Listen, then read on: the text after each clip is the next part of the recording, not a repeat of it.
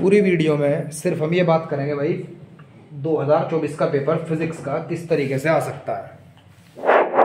ठीक है, 2024 का पेपर फिजिक्स का किस तरीके का आ सकता है, इस पूरी वीडियो में बात करेंगे। और ऐसे मैं 5-6 वीडियो अपलोड करूंगा आपकी, 5 वीडियो, 2 कल, 2 परसों, 1 आज, 5 या 6 वीडियो होंगी। इन्हें अच्छे से पढ़ कर जाओगे 6 की 6 वीडियो को, जो इसमें बोल दूंगा मैं। इलेक्ट्रोस्टैटिक्स 8 मार्क्स की आनी है जी।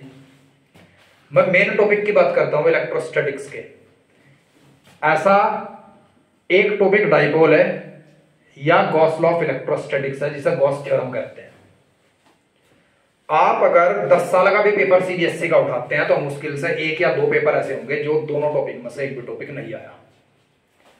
मुश्किल से 1 या 2 पेपर ऐसे होंगे 10 साल के पेपर में। अगर मैं बात कर लेता हूं जब से पैटर्न बदला है 2017 से, हायर ऑर्डर थिंकिंग क्वेश्चनों की परसेंटेज बहुत तेजी से बढ़ी है। तो मुश्किल से एक भी पेपर अगर आप ढूंढ दें ऐसा कोई भी सेट जो दोनों में से कम 1 और ज्यादा से ज्यादा 5 नंबर का सवाल नहीं है, ऐसा इम्पॉसिबल है। समझ गए मेरी बात? 100% समझ आ गया। इसके बाद कैपेसिटेंस का 101% कोई ना कोई सवाल होता है, और इलेक्ट्रिक पोटेंशियल का चाहे 1 नंबर का हो। समझ रहे मेरी बात? अब इलेक्ट्रिक पोटेंशियल से रिलेटेड हम सवाल समझते हैं कहां से होगा सबसे ज्यादा। इलेक्ट्रिक पोटेंशियल के जो सबसे मोस्ट प्रोबेबल क्वेश्चन जो आए हैं वो एक इस डेरिवेशन पर आए हैं, electric field is equal to negative grad of voltage. एक इक्वी पोटेंशियल सरफेस पर आए हैं,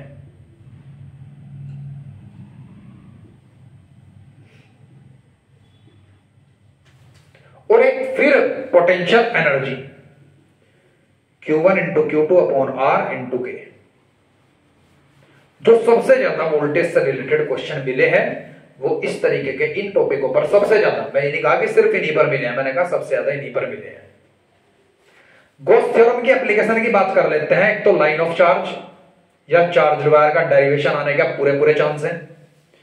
एक thin sheet of wire, thin sheet of charge, इसके कारण इलेक्ट्रिक फील्ड निकालते हैं आप सिलेंडर डाल करके इसके अंदर। और एक conducting spherical shell, conducting spherical shell के कारण। तीनों डेरिवेशन महत्वपूर्ण है। बात कर लेते हैं जी डाइपोल की। हेक्सियल लाइन पर एक डाइपोल के कारण इलेक्ट्रिक फील्ड महत्वपूर्ण है, और इक्वेटोरियल लाइन पर भी बहुत ही महत्वपूर्ण है।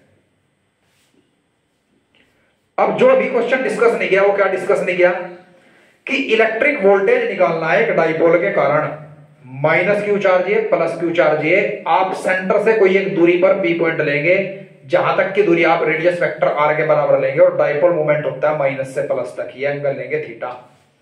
और इसमें एक डेरिवेशन करते हैं जहां आपके पास p cos theta k upon r square derivation आता है।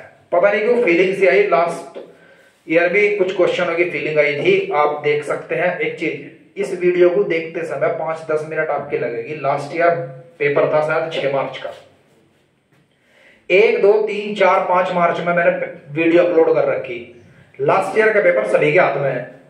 अगर उन 5 वीडियो के बाहर से आपने टॉपिक बता दिया मुझे कि आपकी इन 5 वीडियो का टॉपिक नहीं था ये, जो आपने कवर नहीं कर रखा और पेपर में आ गया, तो मैं पढ़ाना बंद कर दूंगा। दूसरी महत्वपूर्ण बात, 54 नंबर का पेपर एज इट इज जो क्वेश्चन वहां पुटअप कर लिए उन 5 वीडियो में, 70 में से 54 नंबर का वहां है। आप पहले उसे देख लोगे उन 5 वीडियोस को 5 मिनट में स्पीड डबल करके। ठीक है, बहुत छोटी छोटी वीडियो है 15-15 मिनट की, ठीक है, 15-20 मिनट की। उसके बाद इस वीडियो को फेथ करोगे। समझ आ गया? फिजिक्स का सिलेबस मेरे भाई केमिस्ट्री प्लस मैथ से भी डबल है, दोनों को ऐड करने के बाद। तो यहां से क्वेश्चन निकलने की प्रोबेबिलिटी 1/4 टाइम्स हो जाती है। समझ रहे हैं ना मेरी बात आप? अब जरा ध्यान देंगे, आपका जो होमवर्क है सिर्फ आज का इलेक्ट्रोस्टैटिक्स से रिलेटेड, इसके डेरिवेशंस, ये महत्वपूर्ण डेरिवेशन, इसकी तीनों की तीनों एप्लीकेशंस। समझ आ गया? 100% समझ आ गया? ठीक है जी। अब हम चैप्टर स्टार्ट करेंगे यहां से। चैप्टर भी इसमें डिस्कस कर लूंगा, पहले इलेक्ट्रोस्टैटिक्स की बात करी। यहां कोई भी डेरिवेशन नहीं कराऊंगा, सिर्फ प्रश्न बताऊंगा किस तरीके का आएगा। डेरिवेशन जैसा भी चाहिएगा रिकॉर्डेड मैं भेज दूंगा वीडियो, मुझे आप कभी भी पूरी रात में भी कभी भी मैसेज कर दियो, ठीक है भाई। सबसे पहला आ जाए यहां इलेक्ट्रोस्टैटिक फोर्स। अगर मैं इलेक्ट्रोस्टैटिक फोर्स को डिस्कस करता हूं तो इलेक्ट्रोस्टैटिक फोर्स के बारे में सबसे पहले मिस्टर कुलाम ने बताया था, और क्या कहता है कुलाम्स लॉ ऑफ इलेक्ट्रोस्टैटिक्स की वो सिर्फ पॉइंट चार्जेस के लिए एप्लीकेबल है। एमसीक्यू निकला कि drawback of Coulomb's law of electrostatics क्या है, it is applicable only for point charges. समझ आ गया जी, सिर्फ पॉइंट चार्जेस के लिए एप्लीकेबल है। इलेक्ट्रोस्टैटिक फोर्स दो पॉइंट चार्जेस के बीच 1/4 pi epsilon not Q1 × Q2 upon r² होता है वैक्यूम के अंदर, जब दोनों चार्जेस के बीच वैक्यूम होगा। और मीडियम में क्या होता है 1/4 पाई एप्सिलॉन। एप्सिलॉन नॉट की वैल्यू आपके पास फिक्स होती है 8.85 10 की पावर -12 न्यूटन मीटर स्क्वायर पर कूलम स्क्वायर। एप्सिलॉन की डिपेंड करती है मीडियम पर। महत्वपूर्ण एमसीक्यू है कि इलेक्ट्रिक परमिटिविटी की वैल्यू किस पर निर्भर करती है, nature of the medium between two point charges. Concept clear?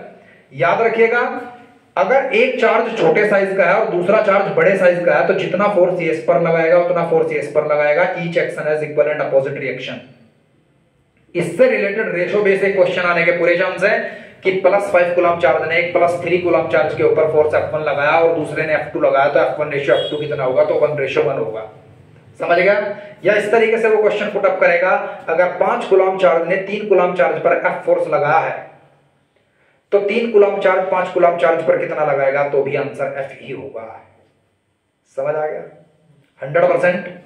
दूसरी बात, मान लीजिए दो चार्जेस के बीच वैक्यूम था तो दोनों के बीच इलेक्ट्रोस्टैटिक फोर्स ये था जब वो किसी r दूरी पर है। उसने कहा दोनों कैपिटल R दूरी पर आ गए लेकिन किसी एक मीडियम के अंदर आ गए, ठीक है, लेकिन फोर्स उतना ही रहा। तो याद रखिएगा, अगर दो चार्जेस वैक्यूम के अंदर थे किसी दूरी पर और फोर्स F था, और अब मीडियम में आने पर भी फोर्स F है, तो याद रखिएगा दूरी कम हो गई। कितनी कम हो गई वो देखते हैं। एप्सिलॉन की वैल्यू किसके बराबर होती है, एप्सिलॉन नॉट इनटू के। के इज द डाइलेक्ट्रिक कांस्टेंट, जिसकी ना तो कोई ऐसा यूनिट होती है और ना ही कोई डायमेंशन फॉर्मूला होता है। वैक्यूम और एयर के लिए इसकी वैल्यू 1 कंसीडर कर ली गई है, वाटर के लिए 80 और मेटल के लिए इनफाइनाइट। Concept clear? आप इस वैल्यू को रिप्लेस कर देंगे इस वैल्यू से,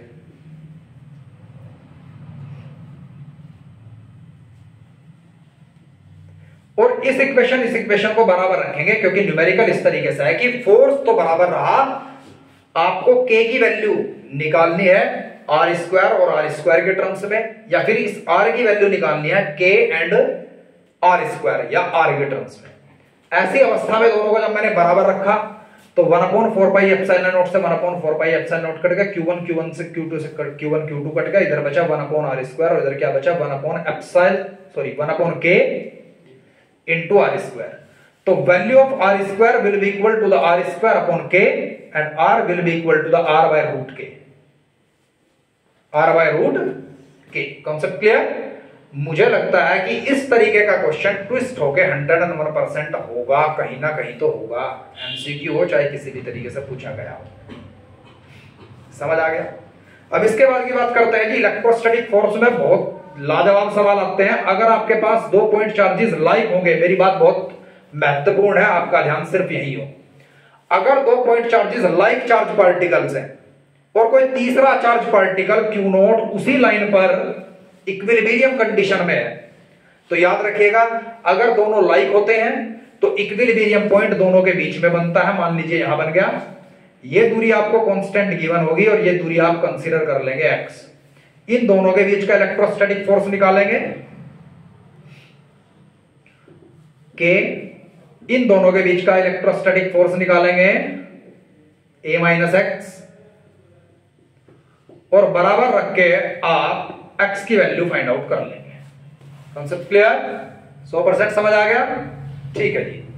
मान लीजिए अनलाइक चार्ज पार्टिकल है, तो अनलाइक होने पे याद रखिएगा ये Q0 चार्ज अगर इक्विलिब्रियम में है तो ये इस दोनों के बीच से बाहर होगा, और बाहर किस तरफ होगा, इस तरफ या इस तरफ होगा, जिस तरफ छोटे मैग्नीट्यूड का चार्ज होगा, वो पॉजिटिव हो चाहे नेगेटिव हो, ये देखना है कि छोटा चार्ज किस तरफ है। याद रखेंगे हर एक बच्चा? हर बच्चा याद रखेगा इस बात को। मान लीजिए यहां पर आपके पास माइनस ई है और यहां पर प्लस 4 ई है, तो वो पॉइंट चार्ज इधर लेंगे आप क्यू नॉट, इन दोनों के बीच का आप फोर्स निकालेंगे, इन दोनों के बीच का निकालेंगे, बराबर रख देंगे। Concept clear? 100%? ठीक है जी।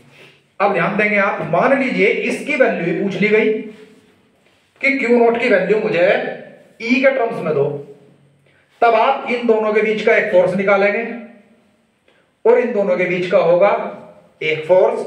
याद रखेंगे ऐसे क्वेश्चन के अंदर तीन चार्ज इक्विलिब्रियम में होंगे, तो जितना इसने इसके ऊपर लगाया, जितना इसने इसके ऊपर लगाया, उन दोनों को बराबर रखेंगे और क्यू नॉट की वैल्यू आप ई के टर्म्स में फाइंड आउट कर लेंगे जब तीनों चार्जेस इक्विलिब्रियम में दिया जाएंगे। समझ आ गया? इसके बाद एक आपके पास इक्विलेटरल ट्रायंगल है जिसके हर वर्टिसेस पर एक पॉइंट चार्ज इक्वल मैग्नीट्यूड का रखा है जो कि लाइक है।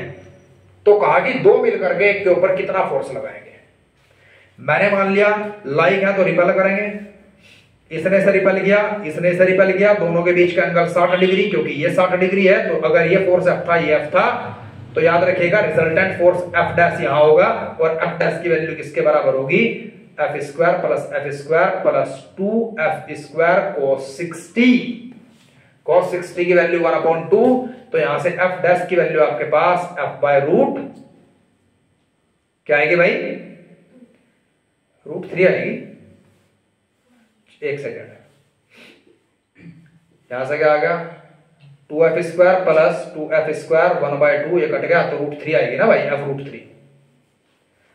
अगर f के टर्म्स में है तो f √3, अगर f के टर्म्स में नहीं है तो फिर k q square upon r square के टर्म्स में होगी into √3। Concept clear all of you और नॉट? Concept clear? मुझे लगता है कि इतना टफ लेवल नहीं आएगा कि वो पेंडुलम बेस्ड क्वेश्चन आए।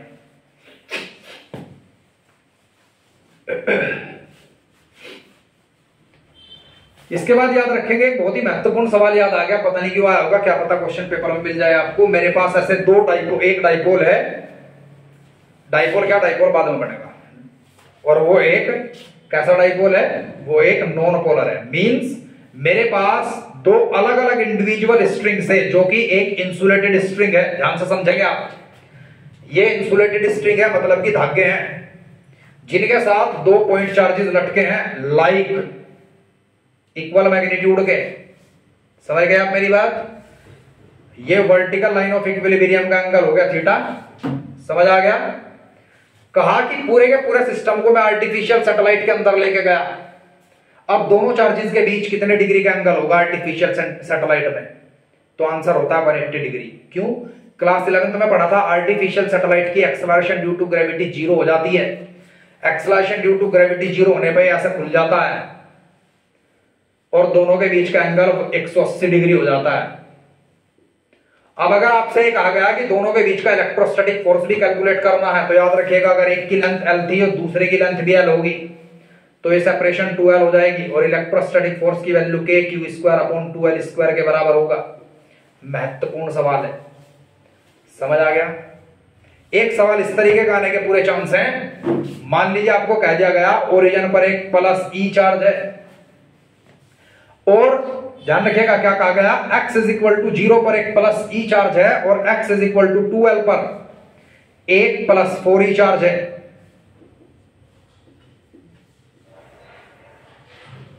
ठीक है? समझ गए आप मेरी बात? अगर मुझे ये माइनस लीजिएगा, एक चार्ज इक्विलिब्रियम में रखना है क्यू नॉट, बाहर चेयर है वहीं बैठ जाओ। अगर मुझे एक चार्ज रखना है क्यू नॉट इक्विलिब्रियम में तो उसकी पोजीशन क्या होगी? अभी क्या पढ़ा मैंने आपको? मैंने कहा ऐसा क्वेश्चन महत्वपूर्ण है और ध्यान से समझेंगे। अगर अपोजिट चार्जेस हैं तो छोटे वाले चार्ज की तरफ बाहर वो पॉइंट ऑफ इक्विलिब्रियम होगा जहां तीसरा चार्ज सिचुएट किया गया है। छोटा कौन सा है? इसके तरफ किसी x पोजीशन पर ये रख दिया क्यू नॉट। दोनों के बीच का इलेक्ट्रोस्टैटिक फोर्स निकाल लिया, दोनों के बीच का इलेक्ट्रोस्टैटिक फोर्स निकाल लिया, सिर्फ मैग्नीट्यूड रखेंगे आप।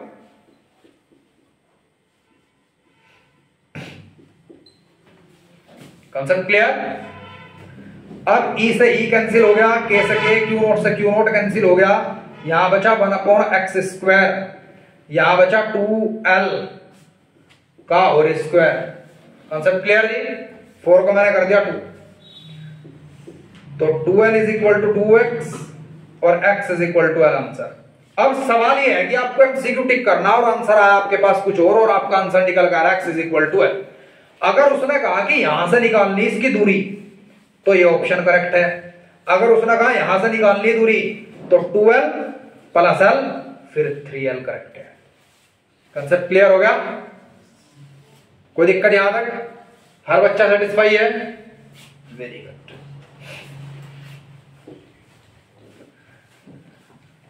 आप ये भी बात याद रखेंगे कि आप ग्लास रोड से सिलिकॉन को रब करते हैं तो किस तरीके का चार्ज इंड्यूस होता है, वो सारे क्वेश्चन आप पढ़ के जाएंगे अच्छे से। ठीक है जी। अब थोड़ा सा इंडक्शन मेथड की बात कर लेते हैं जी। आपके पास अगर एक न्यूट्रल मेटेलिक प्लेट है और इसके पास एक प्लस क्यू चार्ज रखा जाता है तो कहा जाता है कि किस तरीके का फोर्स होगा दोनों के बीच, अट्रैक्शन, रिपल्शन या नन ऑफ दीज। तो याद रखिएगा, पॉजिटिव चार्ज इसके इलेक्ट्रॉन्स को अपनी तरफ आकर्षित करेगा और इलेक्ट्रॉन्स अपनी जगह को खाली छोड़ देंगे। अब दोनों के बीच एक अट्रैक्शन होगा। थोड़ा सा कॉम्प्लिकेटेड होकर के सवाल आया कि इलेक्ट्रिक फील्ड लाइंस कैसे डेवलप होंगी जब एक न्यूट्रल मेटेलिक प्लेट एक पॉजिटिव चार्ज के पास होगी।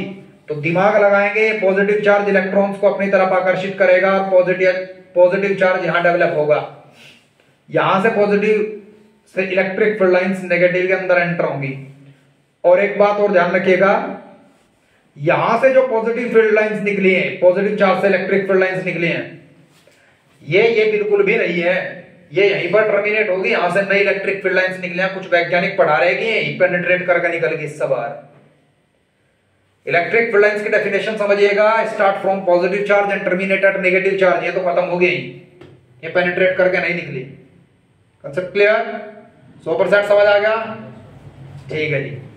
अब जरा ध्यान देंगे, मान लीजिए यूनिफॉर्म इलेक्ट्रिक फील्ड है तो इलेक्ट्रिक फील्ड लाइंस के बीच समांतर दूरी होती है, और नॉन यूनिफॉर्म इलेक्ट्रिक फील्ड है तो इस तरीके से होगा।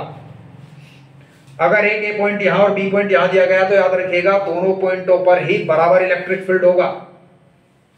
लेकिन अगर यहां और यहां दे दिया गया ए पॉइंट और बी पॉइंट तो याद रखिएगा जहां इलेक्ट्रिक फील्ड लाइंस कंडेंस्ड होंगी इलेक्ट्रिक फील्ड वहां ज्यादा होगा।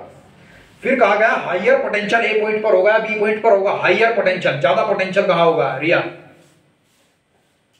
अब यहां पूरा दिमाग यूज करोगे आप, ज्यादा पोटेंशियल कहां होगा? क्यों? पोटेंशियल का कंडेंस का कोई मतलब नहीं है। तू बता भूमिका, दीपाली, प्रिया, दिमाग लगा। हायर पोटेंशियल का मतलब होता है पॉजिटिव पोटेंशियल, और पॉजिटिव पोटेंशियल किसके नजदीक होगा? इलेक्ट्रिक फील्ड लाइंस यहां से पैदा हुई तो पॉजिटिव पोटेंशियल ए पॉइंट के नजदीक है, तो यहां हायर पोटेंशियल होगा, यहां लोअर पोटेंशियल होगा। Concept clear not? 100% सेटिस्फाई यार बच्चा? जीनियस? कांसेप्ट क्लियर हो गया? ठीक है। केमिस्ट्री का पेपर बहुत आसान आया था तो ज्यादा कूदने की जरूरत नहीं। ठीक है, कहीं ऐसा ना हो केमिस्ट्री का बहुत आसान, फिजिक्स का बहुत टफ, क्योंकि सब चीज बैलेंस भी करनी पड़े। ठीक है, बेवकूफ से बेवकूफ बच्चा मतलब जो मैं आज तक पास नहीं देखा किसी भी इंटरनल पेपर में। वो 11th में भी पंचों कंपार्टमेंट थी, उसके 10 MCQ सही हुए आज केमिस्ट्री में। और वो कह रहा कहीं भी ना कहीं भी सब कुछ खत्म भी हो गया तो 50 नंबर मेरे 70 में से आ ही जाएंगे। सब कुछ खत्म हो गया अगर तो अब देखो उसे इतना कॉन्फिडेंस है। ठीक है, और ट्रेन के आगे अगर आना तो तेज हो ट्रेन, तड़प होगा बहुत। बस यहाँ जा, ये सारा कंसेप्ट समझ आ गया। अब इलेक्ट्रिक फील्ड पे चल रहे हैं बेटे। हाँ देख, इलेक्ट्रिक फील्ड में सबसे पहले इलेक्ट्रिक फील्ड इंटेंसिटी एक वेक्टर क्वांटिटी है और जिसे स्टैंडर्ड फॉर्म में इस तरीके से लिखा जाता है, delta q tends to 0 F vector upon q naught. Means मेरे पास एक पॉइंट चार्ज है, इसके कारण किसी पी पॉइंट पर इलेक्ट्रिक फील्ड निकालना है। इस पी पॉइंट पर सवाल आ गया आपके पास, find an expression for the electric field intensity due to a point charge at a point. तो आप क्या कहेंगे? Let us consider point charge Q and consider a point P at our distance where we place the test charge Q naught and Q naught is very small as compared to the magnitude of Q. लिख लिया? अब electrostatic force between Q and Q naught will be K Q naught upon R square and the electric field intensity will be limit रखे ना, समझ आ गया? तो F upon Q naught that is equal to electric field. तो electric field is equals to किसके बराबर आया? मैं सिर्फ मैग्नीट्यूड निकाल रहा भाई, k q naught upon r square upon q naught से क्यू नोट कट गया, तो मेरे पास के क्यू अपॉन आर स्क्वायर आया। पहली बात, मेरे पास इलेक्ट्रिक फील्ड इंटेंसिटी है, कुछ बच्चे इस फॉर्मूले से पहचानेंगे ऐसे, जो बच्चे बिल्कुल गोलू टाइप के हैं उन्हें एक बात समझ आएगी जी, वो तो रख लिखी नहीं एक वैल्यू आपने यहां से। इलेक्ट्रोस्टैटिक फील्ड, इलेक्ट्रिक फील्ड या electrostatic field inversely proportional to r square है पॉइंट चार्ज के कारण। तो इस तरीके का ग्राफ बन करके आएगा। न्यूटन पर coulomb is the SI unit of electric field intensity, और मीटर में inversely proportional to r square. Concept clear है? यहां टच नहीं होगा, समझ आ गया? सवाल आया, does electric field intensity due two point charge follow inverse square law? Yes, it follow inverse square law. Draw the graph, graph बना दिया, right it in the standard form, ये लिख दिया, ड्राइव द डेरिवेशन, ड्राइव कर दिया।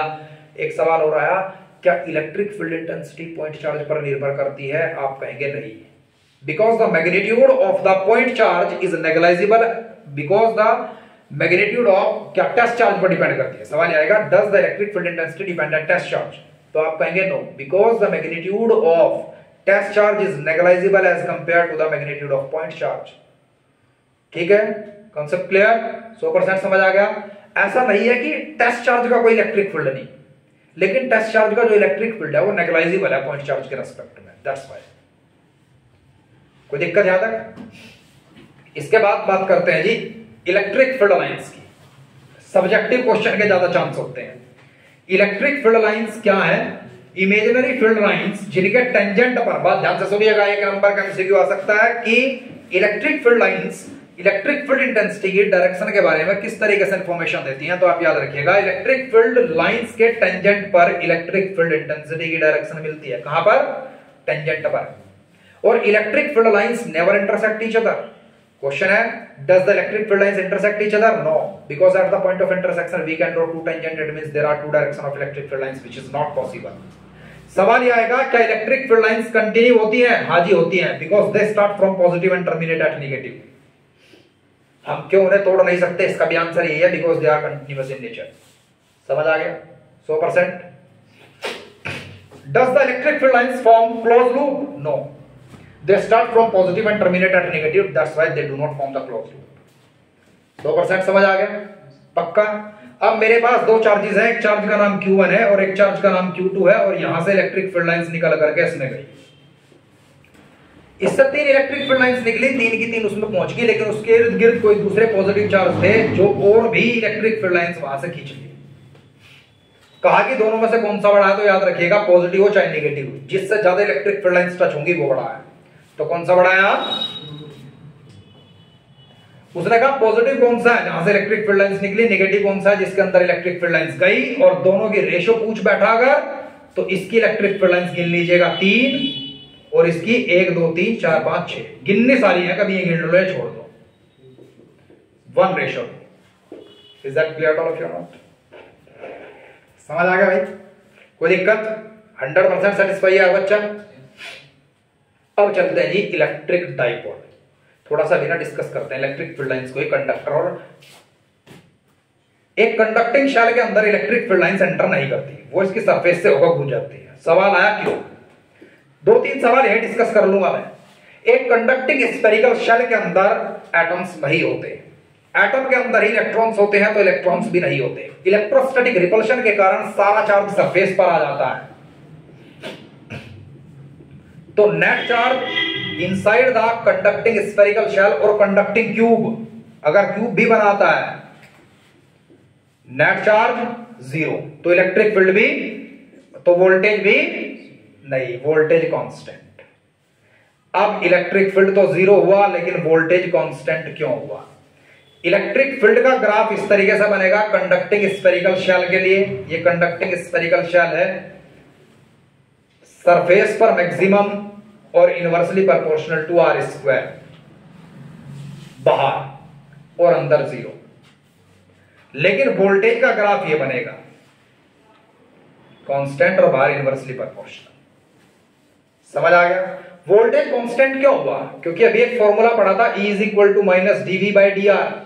If electric field is 0 then d v by d r will be 0 and d v will be 0 means V will be constant. Change of voltage अगर 0 है तो voltage constant होगा।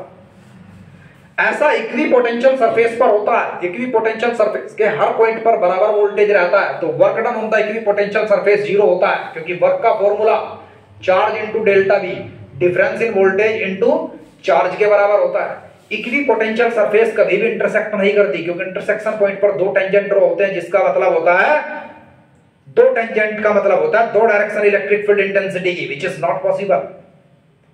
समझ आ गया?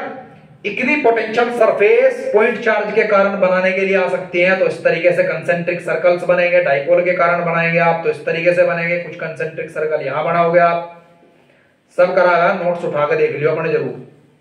एक शीट के कारण अगर आपको कहा जेड एक्सिस की तरफ आया तो जेड पहले लिख लिया ऊपर, ठीक है जी।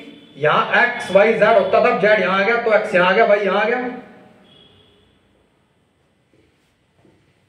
और इस तरीके से आप इलेक्ट्रिक फील्ड ये बनाएंगे शीट्स। Concept clear? 100% समझ आ गया? मैं वीडियो खोल भी दी थी नहीं? अच्छा ठीक है, यहां तक मेरे हिसाब से किसी बच्चों को कोई भी परेशानी नहीं है। अब इसके बाद की बात करते हैं जी। एक तो find an expression for the electric field intensity due to the electric dipole at axial and equatorial line. दोनों क्वेश्चन आप अच्छे से करेंगे। समझ आ गया? 100%। आप याद रखेंगे कि एक्सियल, मेरे पास ना ये फॉर्मूला होता है, एक्सियल लाइन पर जो इलेक्ट्रिक फील्ड है वो डबल होता है इक्वेटोरियल लाइन से। याद रखेंगे। और इलेक्ट्रिक डाइपोल के कारण इनवर्स स्क्वायर लॉ को फॉलो नहीं करता electric field, inversely proportional to r cube होता है। एक बेहतरीन सवाल, डाइपोल के सेंटर पर इलेक्ट्रिक फील्ड कितना होगा? कुछ बच्चे 0 लिख देते हैं। आप कहेंगे एक चार्ज के कारण जितना होना था उसका डबल होगा, मतलब डबल 2E। दिमाग लगा।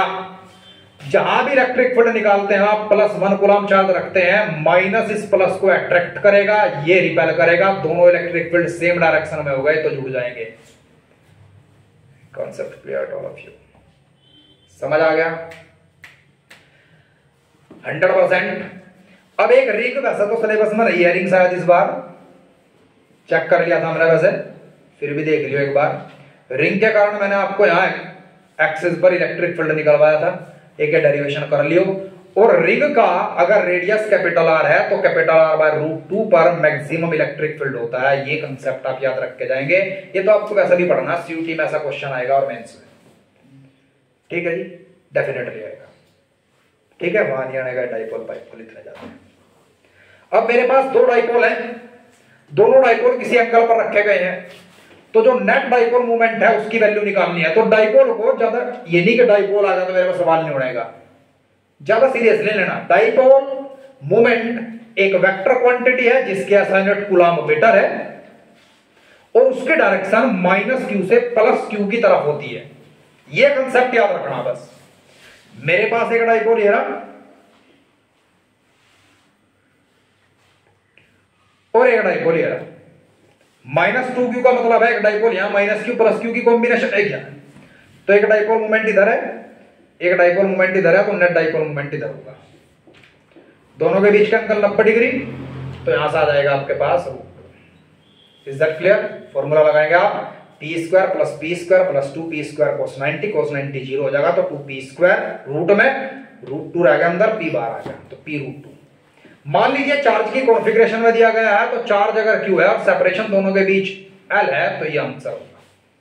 Concept clear? एक डाइपोल के ऊपर नेट चार्ज 0 होता है और जब इसे किसी एक यूनिफॉर्म इलेक्ट्रिक फील्ड में रखा जाता है तब इसके ऊपर नेट फोर्स भी 0 होता है। नेट फोर्स 0 क्यों? एक डाइपोल यूनिफॉर्म इलेक्ट्रिक फील्ड में गिरते ही टॉर्क एक्सपीरियंस करता है, इलेक्ट्रिक फील्ड अपवर्ड डायरेक्शन में है, माइनस क्यू चार्ज ये है और प्लस क्यू चार्ज ये है। ये एक्सप्रेशन भी आपके सिलेबस में, find an expression for the torque acting on an electric dipole placed in uniform electric field. तो इलेक्ट्रिक फील्ड अपवर्ड डायरेक्शन में है, डाइपोल मूवमेंट होगा माइनस से प्लस, दोनों के बीच का एंगल ये हो गया, तो इस एंगल से इस एंगल को आप थीटा कंसीडर कर लेंगे, ये सेपरेशन होगी 2a। आपको याद रखना टॉर्क का फॉर्मूला होता है force into arm of couples. Arm of couples क्या होता है भाई? आर्म ऑफ कपल्स होता है जिन दो पॉइंटों पर फोर्स लगा है उनके बीच का shorter distance, means it is said to be the arm of couple. ये 90 डिग्री का एंगल बनते ही आर्म ऑफ कपल आ जाएगा 2a sin थीटा। अब टॉर्क निकालना, इसके ऊपर फोर्स लगा इस तरफ, क्योंकि इलेक्ट्रिक फील्ड लाइंस पॉजिटिव से निकली नेगेटिव में जाएंगी और इस पॉजिटिव को नेगेटिव खींचेगा तो टॉर्क ऊपर लगेगा, तो फोर्स ऊपर लगा माइनस प्लस क्यू ई। यहां फोर्स लगा नीचे माइनस क्यू ई, तो नेट फोर्स कितना हुआ? 0। यूनिफॉर्म इलेक्ट्रिक फील्ड में नेट फोर्स इलेक्ट्रिक डाइपोल के ऊपर कितना होता है? 0। ठीक है जी, समझ आ गया? अब टॉर्क निकालना, तो टॉर्क किसके बराबर? फोर्स, और सेपरेशन कितनी बनेगी? Arm of couple 2a sin theta. Q into 2a को आप क्या लिखेंगे? Dipole moment P, PE sin theta. बहुत ही लाजवाब सवाल यहां से निकलेंगे। आपको कहा जाता है कि डाइपोल के ऊपर मैक्सिमम टॉर्क कितना होगा, किस कंडीशन में होगा, और मिनिमम टॉर्क और किस कंडीशन में होगा। ध्यान दीजिएगा, अगर इलेक्ट्रिक फील्ड ऐसे है तो आप डाइपोल को 90 डिग्री के एंगल पर रखें। जब थीटा 90 डिग्री होगा तो साइन 90 मैक्सिमम होगा और टॉर्क डाइपोल के ऊपर मैक्सिमम होगा PE। Is that clear all of you और नॉट? अब मिनिमम कब होगा? जब थीटा की वैल्यू 0 डिग्री होगी तब भी साइन 0 0 होता है, और जब 180 डिग्री होगी तब भी साइन 180 की वैल्यू 0 होता है। तो अगर एक डाइपोल पैरेलल या एंटी पैरेलल रखा जाता है, इलेक्ट्रिक फील्ड ऊपर है मान लीजिए आप, और एक डाइपोल इस तरीके से रखा जाता है, इलेक्ट्रिक फील्ड निकलता है पॉजिटिव चार्ज से और पहुंचता है नेगेटिव चार्ज में। समझ आ गया? 100%। ध्यान दें, ये अगर आप इस तरीके से रखते हैं कि माइनस क्यू चार्ज नीचे और प्लस क्यू ऊपर, तो डाइपोल मूवमेंट भी माइनस से प्लस ऊपर ही होगा, दोनों पैरेलल हो जाएंगे। पैरेलल का मतलब है थीटा की वैल्यू 0 डिग्री हो जाएगी और टॉर्क तो 0 होगा, लेकिन इस कंडीशन को स्टेबल इक्विलिब्रियम कहा जाएगा। क्या कहा जाएगा? स्टेबल इक्विलिब्रियम कहा जाएगा। समझ आ गया? एक अनस्टेबल इक्विलिब्रियम की कंडीशन बताऊं, वीडियो अगर बंद हुई तो बता दियो आप मुझे। माइनस क्यू चार्ज यहां, प्लस क्यू चार्ज यहां, डाइपोल मूवमेंट नीचे होगा। अगर दोनों एंटी पैरेलल होते हैं, थीटा की वैल्यू 180 डिग्री बनती है, तो भी टॉर्क 0 होता है और उसे अनस्टेबल इक्विलिब्रियम कहा जाता है। क्यों? क्योंकि माइनस इस माइनस को बार बार परेशान करता है, प्लस प्लस को बार बार परेशान करता है, अनस्टेबिलिटी आ जाती है और कंडीशन को अनस्टेबल इक्विलिब्रियम कहा जाता है। कंसेप्ट क्लियर है हर बच्चे को? हर बच्चा सेटिस्फाई है? पक्का? ठीक है जी। अब डाइपोल की पोटेंशियल एनर्जी की अगर हम बात करें, इसके सवाल आएंगे पेपर में, ध्यान रखिएगा किस तरीके के आएंगे। एक बार ये डेरिवेशन कराऊं, उसके बाद बताऊंगा। ध्यान दीजिए जरा, मेरे पास यह है कि find an expression for the potential energy of the dipole placed in uniform electric field. इसका मतलब यह होता है कि अगर एक यूनिफॉर्म इलेक्ट्रिक फील्ड में रखा गया है एक डाइपोल को, तो डाइपोल को ट्विस्ट करने में कितना वर्क हुआ है, वो वर्क की उसकी पोटेंशियल एनर्जी होती है। तो मैंने मान लिया डाइपोल थीटा 1 एंगल पर गिरा इलेक्ट्रिक फील्ड में, कितने एंगल पर, और मैं उसे डी थीटा एंगल रोटेट करने में कितना वर्क निकालता हूं। Work is equal to rotational force into rotational displacement, और रोटेशनल फोर्स की वैल्यू आपने अभी क्या पढ़ी है? PE sin थीटा। अब टोटल वर्क के लिए आप इसे इंटीग्रेट करेंगे 0 से W तक। इनिशियल किस एंगल पर गिरा था? थीटा 1, और कितनी दूर तक ले जाएंगे आप इसे रोटेट करते हुए? थीटा 2 तक। तो अपर लिमिट थीटा 2, और साइन थीटा का आप डी थीटा के रिस्पेक्ट में इंटीग्रेशन करेंगे, यहां से W आएगा। PE साइन थीटा का इंटीग्रेशन होता है minus cos theta, upper limit lower limit, minus sine बाहर लिया, cos theta 2 minus cos theta 1। ये आपके पास net work done to rotate a dipole in uniform electric field आया, और यही potential energy of dipole in uniform electric field है। Concept clear all of you?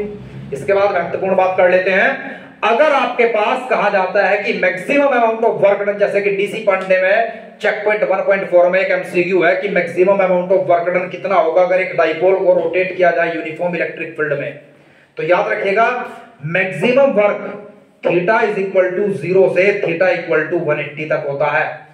Theta जब 0 रखेंगे तो यहां रखेंगे, यहां से वैल्यू आएगी 1, यहां से आएगी -1, बीच में माइनस साइन तो -2 आया और work is equal to 2p आया। It is the maximum amount of work done to rotate a dipole in uniform electric field. Concept clear all of you not? हर बच्चा सेटिस्फाई है? ठीक है जी। अब सवाल यह आएगा आपके पास, मान लीजिए 8√3 is the torque experienced by the dipole in the uniform electric field. ठीक है जी, क्या कहा? 8√3 is the torque experienced by the dipole in the uniform electric field when it placed at the angle of 60 degree। जब वो 60 degree के angle पर रखा गया है, then what will be the potential energy? तो पोटेंशियल सबसे पहले देखेंगे, एक ये वैल्यू मेरे पास और एक पोटेंशियल एनर्जी। जब सिंगल एंगल दिया जाएगा तब ये होगा फॉर्मूला, सिंगल वैल्यू के साथ ये फॉर्मूला होगा। समझ आ गया? 60 डिग्री का एंगल है, टॉर्क की वैल्यू आपको गिवन है, तो PE sin 60√3/2 होता है माय डियर। तो PE की वैल्यू मेरे पास आई 16। पुट दिस वैल्यू है -16 इंटू cos 60 की value 1/2 that is equals to आ गया -8 joule. Concept clear all of you not? अगर अब आपके पास चार्ज का मैग्नीट्यूड निकालने के लिए कहा जाए और डाइपोल मोमेंट आपको गिवन हो, सेपरेशन गिवन हो, तो चार्ज का मैग्नीट्यूड आप निकाल लेंगे, इलेक्ट्रिक फील्ड गिवन हो तब भी निकाल लेंगे। याद रखेंगे ना किस तरीके का सवाल आएगा, और डेफिनेटली आएगा। ठीक है जी। इसके बाद बात करते हैं जी गॉस थ्योरम की। पहले इलेक्ट्रिक फ्लक्स निकालना सिखाता हूं। कुछ बच्चे तो ऐसे हैं पूरे साल तो पढ़े, मुझे पता, लेकिन सब भूल गए। इलेक्ट्रिक फ्लक्स क्या है? Number of electric field lines normal to the surface. Electric flux क्या है? Number of electric field lines normal to the surface. Electric flux का एक तो ये फॉर्मूला याद रखेंगे E.ds, और क्लोज सरफेस के लिए आप क्लोज इंटीग्रेशन का साइन यूज करेंगे। Concept clear? Electric flux for the close surface, close का मतलब है एनक्लोज्ड सरफेस, मतलब Gaussian surface, does not depend at flux. 2 number का कोई प्रश्न आया, does the flux depend at surface area, तो आप कहेंगे no, flux does not depend at surface area for Gaussian surface, but flux depend at surface area for non Gaussian surface. Concept clear all of you? याद रखेंगे ये बात? ठीक है जी। Electric flux की ऐसा यूनिट दिमाग लगाइएगा, न्यूटन पर कूलम यहां से आया, मीटर स्क्वायर यहां से आया। ये वैल्यू है, इसका डायमेंशन फॉर्मूला महत्वपूर्ण है पेपर में आने के पूरे चांस है। ठीक है जी। अब अगर आप ध्यान दें, मेरे पास एक सिलेंडर है और एक इलेक्ट्रिक फील्ड के अंदर रख दिया गया है जो कि यूनिफॉर्म इलेक्ट्रिक फील्ड है। ऐसे सवालों को करना सबसे ज्यादा गलतियां करवाता है बच्चे। एक सिलेंडर के अंदर इलेक्ट्रिक फील्ड लाइंस यहां से घुसती हुई दिखाई दे रही है, यहां से निकलती हुई दिखाई दे रही है। समझ गया? इस सिलेंडर का एक नॉर्मल इधर होगा। नॉर्मल क्या होता है? सरफेस एलिमेंट जो हर सरफेस के परपेंडिकुलर होता है। यहां इलेक्ट्रिक फील्ड इधर, नॉर्मल इधर, तो थीटा की वैल्यू होगी 180 डिग्री, कोस 180 की वैल्यू -1, तो यहां का फ्लक्स नेगेटिव होगा EDS। यहां ds भी इधर ही, इलेक्ट्रिक फील्ड भी इधर ही, तो यहां का फ्लक्स होगा +EDS। और यहां इलेक्ट्रिक फील्ड लाइन इधर, नॉर्मल इधर, तो फ्लक्स होगा 0। तो नेट फ्लक्स अगर किसी ऐसी चीज पर आपसे पूछा जाता है कि जो पूर्णतः से उसी इलेक्ट्रिक फील्ड के अंदर इमर्ज्ड है, तो आंसर 0 ही होता है। याद रखिएगा, इलेक्ट्रिक फील्ड जब इन्वर्ट होगा, घुसता हुआ electric field taken to be negative और निकलता हुआ taken to be positive. Concept clear? 100% समझ आ गया? फ्लक्स डिपेंड करता है जी किस चीज पर?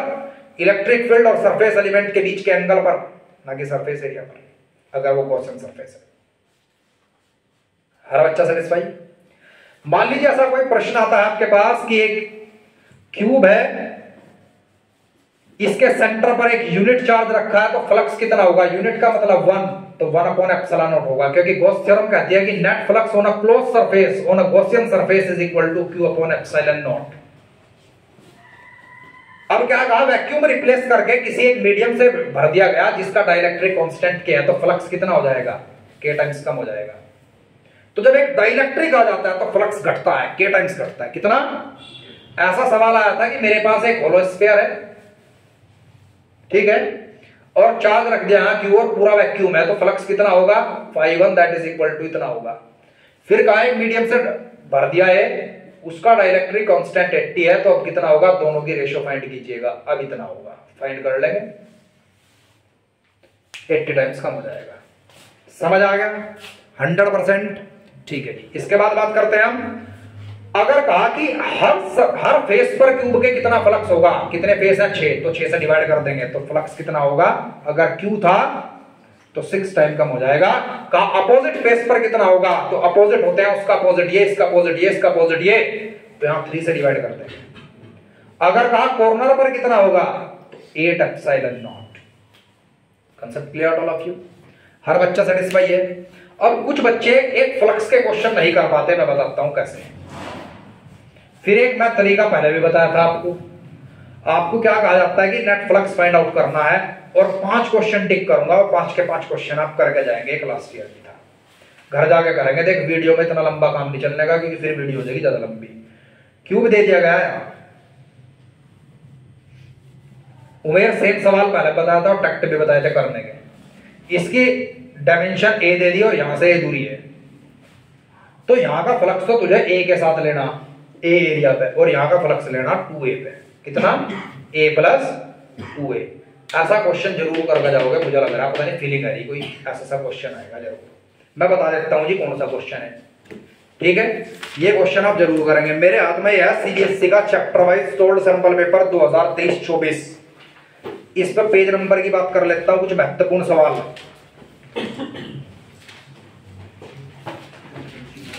ठीक है जी। मैं ये नहीं कहूंगा पेपर सिर्फ यहीं से होगा, मैं कहूंगा ये करके चले गए तो पेपर जो होगा वो आपसे सोल्व हो जाएगा। सारे एमसीक्यू, पहले तो सारे एमसीक्यू लपेट दो जितने भी हैं। और एक बात ध्यान रखिए भाई जेंटलमैन, 2021 में ना पेपर हुआ था पहले एमसीक्यू और बाद में फिर सब्जेक्टिव एमसीक्यू इकट्ठा, फिर 2022 के एमसीक्यू उठा ले, 23 के उठा ले, समझ रहे? कंपार्टमेंट के बिठा, ऑल इंडिया के भी, दिल्ली के भी, फिर था DC Pandey volume 2। Check point मसा सारे के सारे निकल गए। जब अब तक के सारे क्वेश्चन पेपर के सारे क्वेश्चन वहां से मिल गए, तो अब क्यों नहीं मिलने गए? तो डीसी पांडे के चेक पॉइंट मसा एमसीक्यू सारे मिल जाएंगे, 16-18 जितने भी हैं, समझ गए? आज पहली वॉल्यूम तक, मतलब 4 यूनिट तक का होमवर्क है, कल को यहां से भगा दूंगा, जिसका नाम है unit 1 electrostatics, current electricity, magnetism और electromagnetics alternating current. Check point उसके इंटरनल 1 हो, 2 हो, 3 हो, 4 हो, सब में 5-5 हैं। सारे कर लेगा हो गए, अदरवाइज यहां बैठने नहीं देने का मैं आपको, चाहे रात को सो ना सो, वो तेरा देख अपना हिसाब जो है। इस वीडियो में जो बताया मैं हर डेरिवेशन तेरी कॉपी में होने चाह, कल को यहां जब बैठाऊंगा 7 बजे, ठीक है? अभी देख एक बार इस पर आ जाए, यहां तक जहां तक की बात कर लिया मैंने भाई। क्वेश्चन नंबर पेज नंबर 8 लिखते चले जाओ, जिन्हें पेज ढूंढने में दिक्कत आ रही। 44 क्वेश्चन होगा पेपर में, 44, 45 2-3 बार कल होना चाह सबकी कॉपी में क्वेश्चन जो भी दे रहा मैं। 44, 45, 56, 44, 45, 56। पेज नंबर पाइएगा 19, 16, 17, 18 तीनों क्वेश्चन लपेट दो। 19, 20, 20वां तो डेरिवेशन है, 19वां भी कर दे। 26, 29 पर लिख दे, 99% आना है 29वां क्वेश्चन। और 29, 32, 34, 29, 32, 34 3 बार करके लेगा होगे कल, चाहे तेरे पे एक बार के मसूल हो गया हो। 29, 32, 34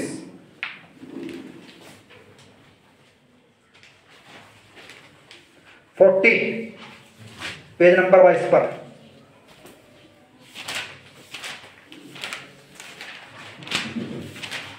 इसके बाद हम बात करते हैं जी कैपेसिटेंस की। पहला वोल्टेज की बात कर लेते हैं। पेज नंबर पर आ जाइएगा आप 41 पे 45 क्वेश्चन, 47 क्वेश्चन, और जो क्वेश्चन मैंने वे करवा रखे ना आपको कि एक लाइन में माइनस क्यू प्लस क्यू और माइनस क्यू चार्ज है और पूरे सिस्टम की नेट पोटेंशियल एनर्जी 0 है, इन सभी के बीच की सेपरेशन बराबर है, वहां Q ratio Q find out करना है। ये क्वेश्चन आप जरूर करके लेकर आओगे 100%। मुझे पता नहीं फीलिंग आ रही कुछ। या फिर इक्विलेटरल ट्रायंगल के वर्टिसेस पर समांतर लाइक चार्जेस रखे हैं और उन्हें उठा करके मिड पॉइंट पर रख दिया गया है, तो वर्क डन कितना होगा या पोटेंशियल एनर्जी का चेंज कितना होगा। ये दोनों प्रश्न महत्वपूर्ण है, आपके नोट्स में कराए हुए हैं।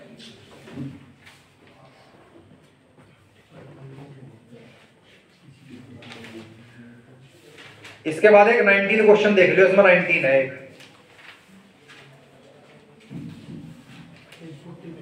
बस देख ले दोनों यहाँ इसी में 40 पे होगा वो। इसके बाद आ जाओ भाई पेज नंबर 57, क्वेश्चन 13, 14, 58 पे है 17 क्वेश्चन, 19 क्वेश्चन और 20 क्वेश्चन, एक 26, एक 30। ये कर लिया तो सब कर लिया। एक 36 कर ले, एक 34 कर ले। इलेक्ट्रोस्टैटिक्स का समापन। अब इलेक्ट्रोस्टैटिक्स में एक कैपेसिटर से रिलेटेड बात कर लेते हैं जी। ये तो कर लोगे आप सारा, गॉस थ्योरम कर लोगे ना, गॉस लॉ वगैरह करा रखे बढ़िया तरीके से, ठीक है। एक गॉस लॉ है ना, मैं तो आपको एक दो क्वेश्चन करवाता हूं, सुनो मेरी बात, जो कंसेप्चुअल बहुत ही बेहतरीन है, ट्रेंडिंग में। मतलब क्या कहा, एक लाइन ऑफ चार्ज है, इसके कारण इलेक्ट्रिक फील्ड डायरेक्ट एमसीक्यू में एक नंबर में पूछा जा सकता है। लाइन ऑफ चार्ज के कारण lambda upon 2 pi r epsilon होता है। पहली बात सवाल है कि इनवर्स स्क्वायर लॉ को फॉलो करता है इसके कारण इलेक्ट्रिक फील्ड? नो, क्योंकि यहां आर है ना कि आर स्क्वायर। समझ आ गया? सवाल है एक इलेक्ट्रॉन है किसी आर दूरी पर, इलेक्ट्रॉन इसका चक्कर लगाता है v वेलोसिटी से।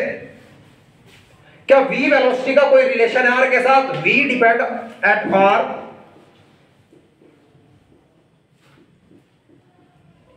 या नन ऑफ दीज? ये महत्वपूर्ण सवाल है, दिमाग लगा जरा ध्यान से। इलेक्ट्रॉन को कौन घुमाएगा? Electric force and centripetal force मिलकर के दोनों इक्विलिब्रियम जनरेट करेंगे। इलेक्ट्रोस्टैटिक फोर्स जो भी होगा वो सेंट्रीपिटल फोर्स के बराबर होगा। इलेक्ट्रोस्टैटिक फोर्स कितना होगा वहां?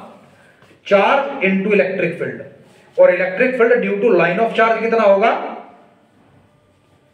Lambda by 2 pi r epsilon naught. R सारा कट गया, v इंडिपेंडेंट ऑफ आर। क्या आंसर है? कैसा महसूस दिया? अच्छा लगा? जब मेरे पास दो पॉजिटिवली चार्ज शीट होंगी तो नेट p पॉइंट अगर बीच में होगा, जहां जो मिड पॉइंट पे होगा, इलेक्ट्रिक फील्ड अगर यहां निकालते हैं तो आंसर होगा 0, क्योंकि यहां +1 कूलम चार्ज रखा है, इसने भी रिपेल कर दिया, इसने भी रिपेल कर दिया, नेट आंसर 0। लेकिन अगर एक अपोजिटली चार्ज हैं दोनों एक दूसरे के, तब डबल इलेक्ट्रिक फील्ड होगा। कितना? डबल। सेम एज दो शीट्स हैं, अगर वो लाइक चार्ज हैं और बराबर सरफेस चार्ज डेंसिटी के हैं, शीट के कारण इलेक्ट्रिक फील्ड डिपेंड नहीं करता डिस्टेंस पर। याद रखिएगा, ऐसा ग्राफ बनता है। जितने ना केमिस्ट्री में सारे पर्सन उत्तर थे, क्वेश्चन आंसर थे, उतने टॉपिक आया फिजिक्स में। ठीक है, इतनी तेज बोल रहा मैं, 45-50 मिनट की वीडियो होगी, इतनी देर में केमिस्ट्री खत्म हो जा, एक यूनिट पूरी नहीं हुई, शॉर्ट में मार दिया। समझा? कभी अड़के में रहता हो। यहां देख, अगर बराबर सरफेस चार्ज डेंसिटी है तो यहां भी 0 होगा इलेक्ट्रिक फील्ड। नहीं, बराबर सरफेस चार्ज डेंसिटी है तो यहां कितना होगा? E1 + E2। नेगेटिव में लेंगे। अगर अलग अलग भी है, देखो मैं दोनों के लिए करवा रहा, एक की सरफेस चार्ज डेंसिटी σ1, एक की σ2, तो E1 की वैल्यू किसके बराबर होगी? σ1/2 एप्सिलॉन नॉट। E2 की वैल्यू किसके बराबर होगी? σ2/2 एप्सिलॉन।